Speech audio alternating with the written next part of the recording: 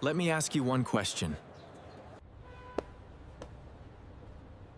Have you ever said something in anger that you wished you could take back?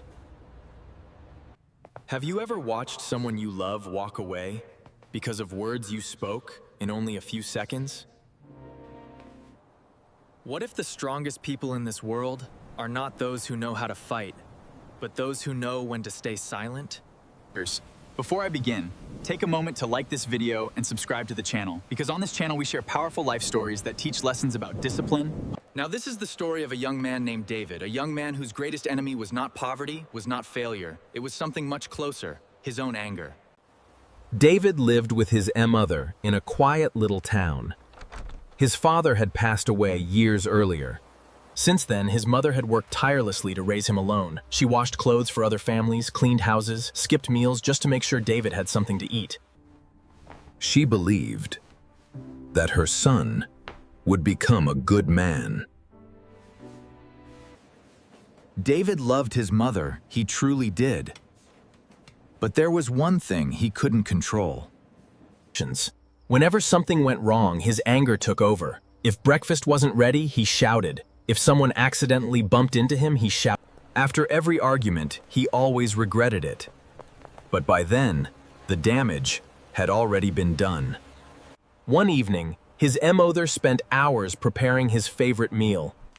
She smiled as she placed it on the table. David took one bite. The food was colder than he expected. Immediately, he slammed his spoon onto the table. Can't you do anything right? Can't you do anything right? I'm sorry, David. I'll warm it again.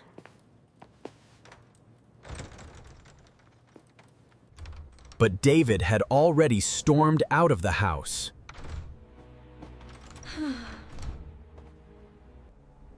That night, his mother ate dinner alone, while wiping away silent tears. Days passed. David's anger only grew worse. Nobody wanted to spend time with him anymore. Neighbors stopped greeting him. People crossed the road when they saw him coming. Not because he was dangerous, but because nobody knew when he would explode. One afternoon, David lost another job. You work hard, but your anger makes everyone afraid to work with you. David walked home, angrier than ever. He blamed his boss. He blamed bad luck. He blamed everyone, except himself. When he reached home, he found his mother sitting quietly outside. I'm home, Mom. Are you okay? She looked unusually tired. Beside her was a small envelope. She smiled softly. I've been saving this. I wanted to buy you a birthday gift. Thank you, Mom. This means the world to me. David opened the envelope. Inside was just enough money to buy a new pair of shoes. His mother had saved for months. Why didn't you save more? What am I supposed to buy with this? I tried my best.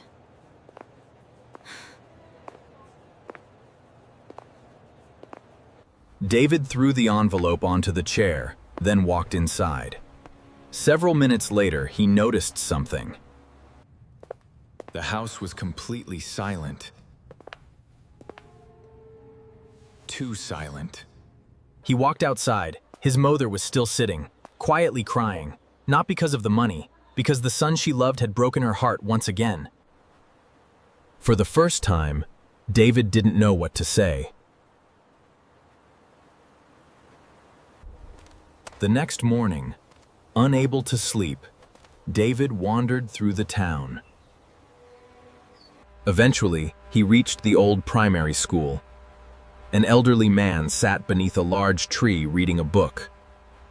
It was Mr. Harrison, the retired principal. He smiled as David approached. You look like a man carrying something heavy. I hope this wasn't too much trouble. Not at all, David. I'm glad you came to me. The time has come to pass on this knowledge, David.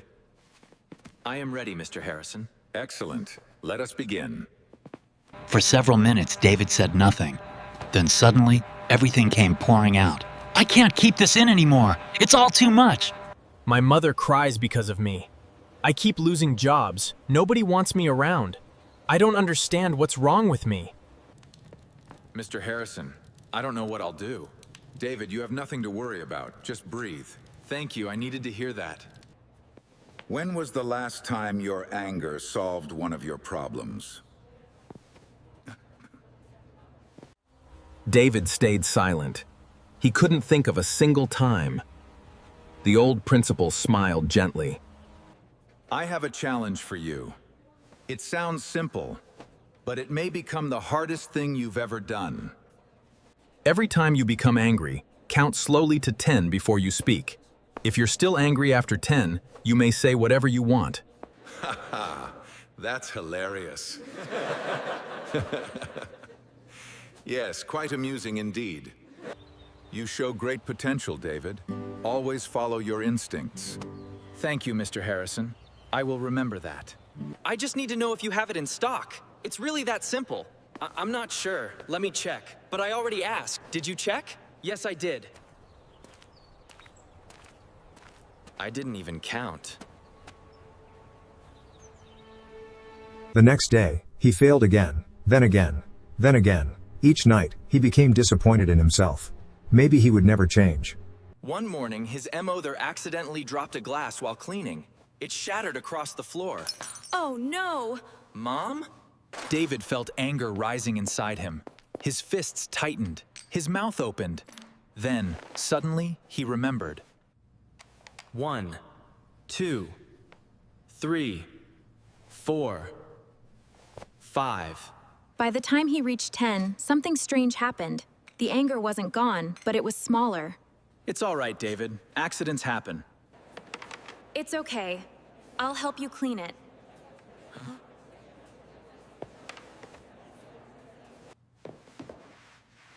It's okay. I'll help you clean it. His mother looked at him, almost in disbelief. Then she smiled. It had been years since she had heard those words. Weeks became months. David still became angry, but now he stopped himself before speaking. Sometimes he walked away. Sometimes he stayed silent. Sometimes he simply took a deep breath. Little by little, people noticed. Neighbors began greeting him again. Children smiled instead of hiding. One afternoon, David returned to the old school. The retired principal was sitting beneath the same tree. Mr. Harrison, I just wanted to ask you about the program. I'm happy to help, David. What's on your mind? Well, I was hoping to apply. Do you think I'd be a good... What do you understand? What do you understand? The problem wasn't my anger. It was my mouth. No, the problem was believing your anger deserved to speak first. Years later, David became known as one of the kindest men in town.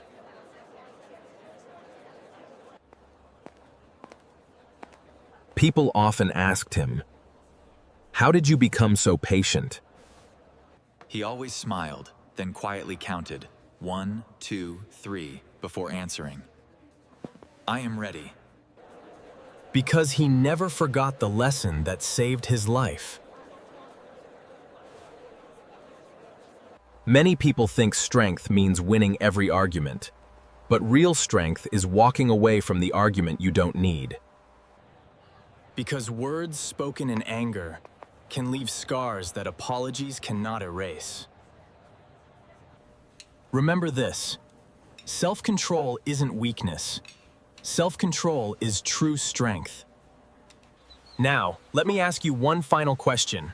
What is one emotion you want to learn to control better? Tell us in the comments. If this story touched your heart, don't forget to like this video, subscribe to the channel, and share this story with someone who needs this message today. Thank you for watching. Hej And remember, The strongest people aren't those who control others.